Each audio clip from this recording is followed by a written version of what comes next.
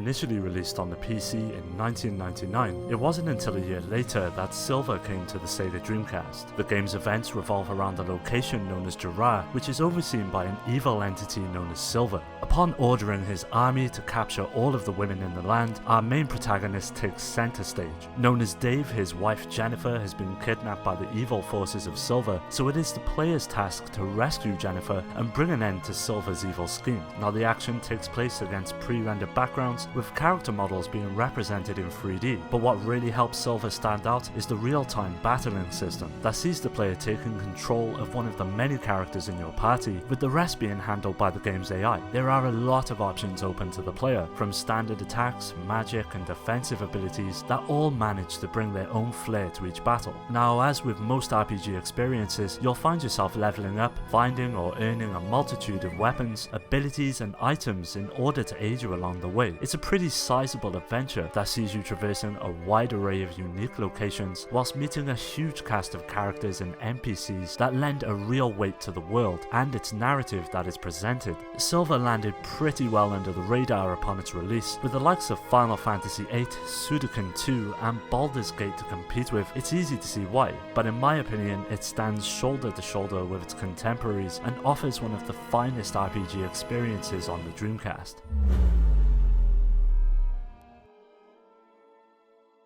Slave Zero introduces the player to a sinister, dystopian world which is ruled by a person known as Liu Chen, more commonly known as Sovakan, which utilizes incredibly huge robots. With the size of the army growing day by day, it's up to a small band of resistance fighters known as the Guardians, who have managed to capture one of these robots and use it to their advantage. Now the gameplay is pretty straightforward and doesn't take much time to get used to. Many options are afforded to the player, with a diverse set of weapons and abilities on offer, ranging from machine guns to incredibly powerful energy bombs that decimate everything blocking your path. But where the game really comes into its own though is the inclusion of boss battles that will at points have you wanting to quit out of sheer frustration, but that is where the charm of the experience lies. Working out each of their attack and movement patterns becomes essential to taking them down, which is accompanied by the incredible feeling of finally emerging victorious.